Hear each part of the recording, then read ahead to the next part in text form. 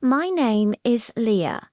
I'm 26, and until last month, I worked the night shift at a tiny lakeside motel on the outskirts of town. It wasn't the kind of place where criminals hung out. It was mostly fishermen, truckers, and couples who wanted a quiet weekend away. Peaceful, boring, safe, or at least that's what I always told myself. I worked from 11 p.m. to 7 a.m. and most nights were so incredibly dull I could hear the ice machine humming all the way from the other end of the building. The office had this big front desk with a window looking out over the parking lot, and a small back room where I did do paperwork or try to catch a quick nap during the slow hours. What happened to me there? It still doesn't make any sense, and I'm not sure it ever will. It all began on a Tuesday. The motel only had 11 rooms. That night, rooms 1 through 6 were filled. Room 7 was empty, door locked, lights off. Simple enough. But then at around 1:40 in the morning, I heard footsteps in the hallway. They were heavy, slow, with a slight dragging sound. My first thought was just a guest heading to the vending machine, so I didn't think much of it. That is, until the footsteps stopped directly outside the office door. There was no knock, just silence. I got up and stepped out to check, but the hallway was completely empty. I shrugged it off, figuring maybe I was just tired. But then, only a few minutes later, the bell at the front desk dinged sharply, like someone had slammed their hand down on it. I rushed out to the front lobby. Again, it was empty, not a soul in sight. But what really bothered me, what made the hairs on my arms stand up, was the guest book. A new signature had appeared on the page. It was written in this shaky, jagged handwriting, Room 7 L.R. I immediately checked the computer system. Room 7 was still marked as vacant. I stared at that signature for what felt like an eternity. It looked wrong, almost like it had been carved into the paper, not written with a pen. Around 2:30 a.m., I pulled up the hallway camera feed on the monitor. Just as I expected, Room 7's door was closed, the little red vacant light glowing faintly above it. Then, at exactly 2:31 a.m., something changed. The red vacant light went out, and a moment later, the green occupied light flickered on. I just watched, completely stunned. No one had walked down the hall, no one had opened the door. There was no keycard swipe, nothing. Room 7 had simply changed its status all by itself. I stared at the screen, hoping, praying it was just some sort of electrical glitch. Then the doorknob of Room 7 began to turn, slowly, very, very slowly. The door cracked open just an inch, but no one stepped out.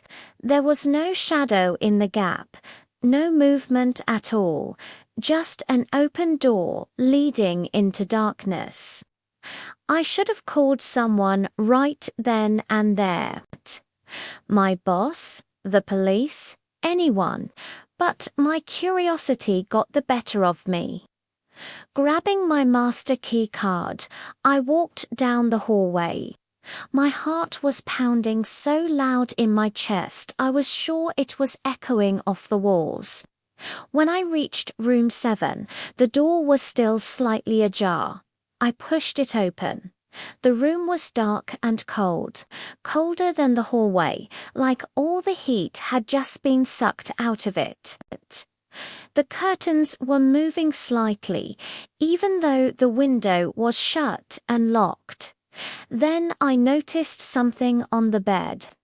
A coat. It was dark brown, old, and heavy.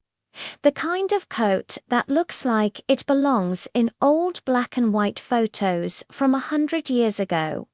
And under the coat, I could see the shape of something. Or someone. I whispered, "Hello." The coat rose.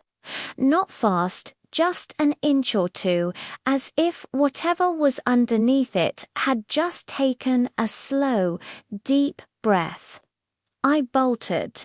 I ran out of that room so fast I didn't even remember my feet hitting the floor.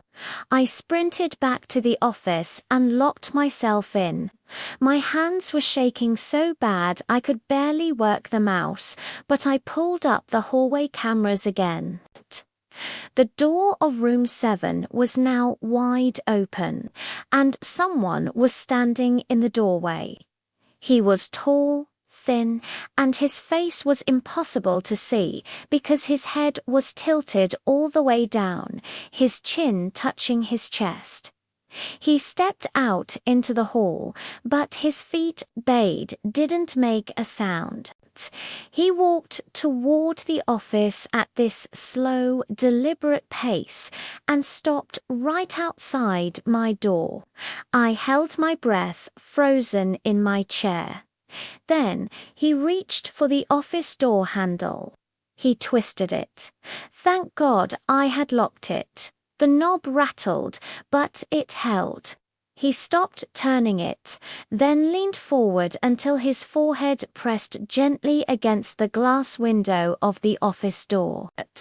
He didn't move. He just pressed his head against the glass like he was listening. I grabbed my phone and fumbled to dial 911. The moment I said the words, "Someone broke into room 7," the man moved. He stepped back from the door. Then, without making a single sound, he turned and walked back down the hallway, disappearing into the darkness. I watched the camera feed, completely terrified. He entered room 7. He closed the door behind him, and the red, vacant light flicked back on.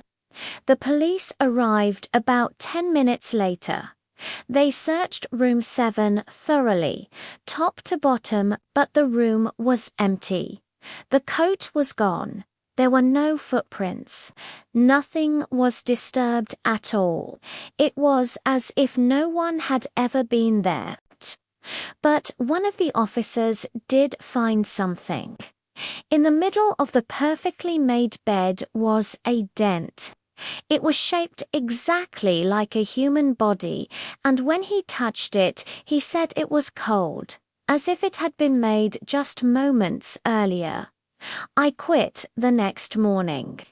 I didn't wait for my paycheck. I didn't even clean out my locker. I just left.